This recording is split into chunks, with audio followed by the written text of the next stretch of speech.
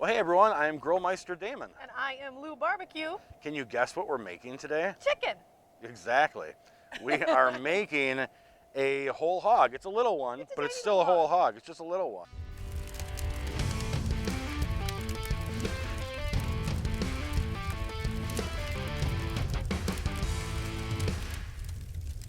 If you are looking for a really cool presentation at your next party, trust me, this is an amazing way to go. And there's actually quite a bit of meat here that all of your guests can pull apart and eat, and it'll be delicious and fun and different. Yeah, let's get to it. If we were doing a really large whole hog for catering a big party or doing a competition or something of that nature, there would be a lot more prep work involved in this. We would be trimming, we'd be maybe splaying this out a little bit, injecting all of the really large pieces of meat to really make sure that we retain a ton of moisture.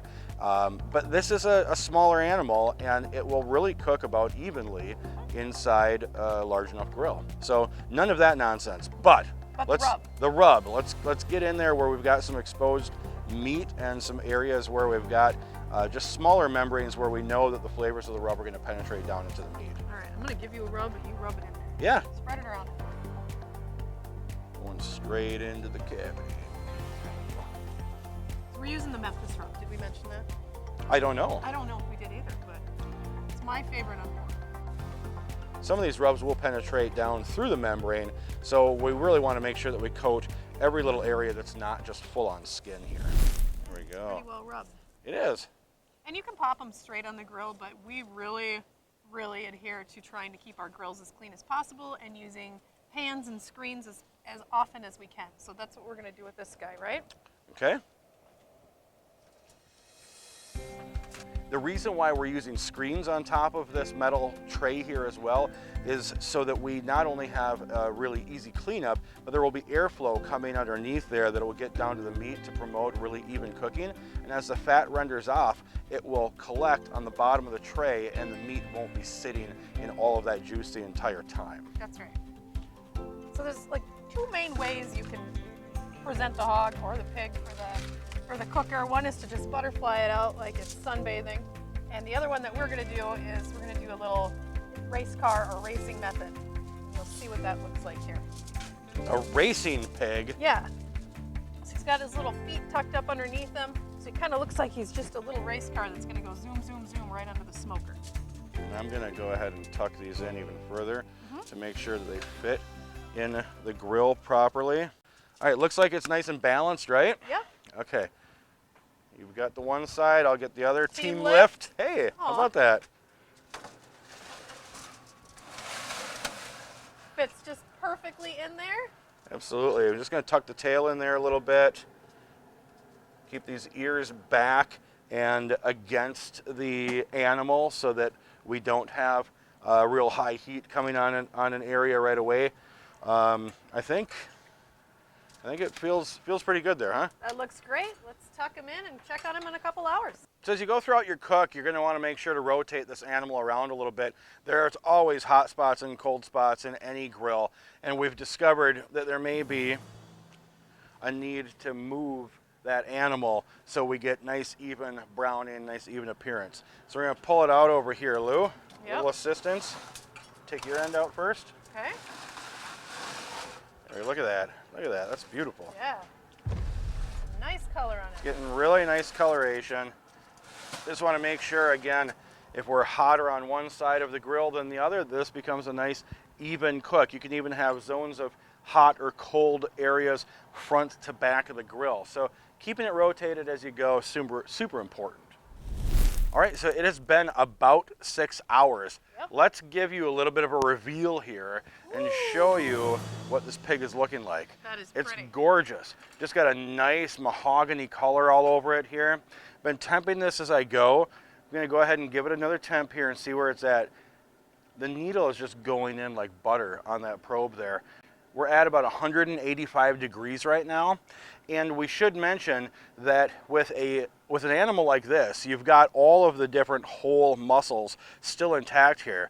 So you might wind up with a portion of the hog that is a lot more tender than other parts, but you've got an entire animal here now that you can pick and choose those types of pieces. I don't want everything to be like mush. No. I do want some that can have a little bite to it, a little chew to it, and you can use this for serving a wide variety of different meals. So let's go ahead and pull this off, shall we? Let's do it.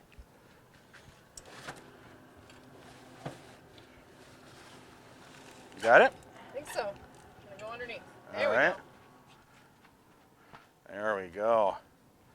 Isn't that gorgeous? Look at that. That is beautiful. It smells so delicious. It's got a little something there. Yeah, and it cooked really evenly. Like we It didn't get any did. burning on the ears or the snoot or anything. Yep, well, we took those ears initially and we pushed them back so they were closer to the animal, so it wasn't just like something out in its own heat. Sure, they got a little crispiness here, but this is a real presentation pig. I mean, this is something that you can take and put out on a buffet table for your guests. Do it, make it up nice and pretty. Put a bunch of kale around it, some pieces of pineapple, whatever you're looking for. Make it look gorgeous. Alrighty, well, she's rested a little bit. I think that we're good to go ahead and cut into it and see what kind of delicious pieces of meat we can get off of here. Real quick, if you haven't seen this before, our little tips and tricks. Jeweler's gloves. Wear some white jeweler's gloves underneath your nitrile gloves. That'll help protect your hands from the really hot meat that you're pulling. But we're gonna go ahead and get into this and just kind of see what we're dealing with. Look at that. Skin just cracked. I know. That is nice. It is. I'm gonna pull this back so we can expose the meat in a couple of different areas. Yep. So pretty. Oh, look at all that juice come out of there. Just pouring out like this thing has been marinated. Yes. It's only been marinated in its own juices. We haven't done anything in regard to putting injections in here or anything of that nature. So I'm gonna just start pulling apart and trying to identify, really by feel, what some of the different pieces of meat are here. Now this is extremely tender, really, really juicy meat right here. You can see I'm starting to expose the rib cage. So obviously that's where the rib meat is. And if we were cooking this a little differently, you know, if the animal was already butchered, you're gonna get a completely different experience there. But this is like really delicious, tender, fall apart, fall off the bone, melt in your mouth meat. And I'll be looking for some that might be a little bit more firm because that's some meat that we can slice up as well. Like this meat back here has a little extra bite to it, which is great. This isn't so fall apart like some of the other meat is. It still has some integrity and some structure to it. And this is something that I might use specifically for making sandwiches or making chili. Here's another thing for you. If you were looking to have a platter of meat on a buffet table, even though this is some crispy skin that wouldn't necessarily get eaten, presentation-wise, this actually looks pretty darn cool. And if you're surrounding this with other cuts of meat, that's something that you can just lay right on down and say, all right, look at that. And that thick skin kind of protects the meat too. So if you've got a buffet out and it's going to be a little bit before you eat, absolutely. That's like a foil cover right there. Guests can start picking away at that after the fact. And let me tell you, Lou is a huge fan of making stock. All of these bones, everything that we've got here is not going to go to waste. No. Because if you are not going to eat this yourself, set it aside, put it in the freezer, make some stock with it instead, and oh my gosh, you'll be in heaven. Okay, Lou, let's pull together all of the meat as if we were actually gonna sit down and eat it, real presentation style. We'll set this aside and keep cleaning up a little bit later. So there you have it, folks. Delicious, succulent meat from that whole hog that we cooked on the pellet grill back here. Took us really no more than about 6 hours total. As we've mentioned before, this is a great party item. It's great to be able to take a lot of different meat and turn them into different dishes. So succulent, different types, different structures, and different flavors in there, all off of one animal. This was fun. I like this. It was a ton of fun. Well, if you want to look for more videos, recipes, tips, tricks, and all sorts of information on grilling and Croix Valley's barbecue products, please check us out online at CroixValleyFoods.com. Follow us on all of our social media channels at Croix Valley. And as always, we'll see you around the grill.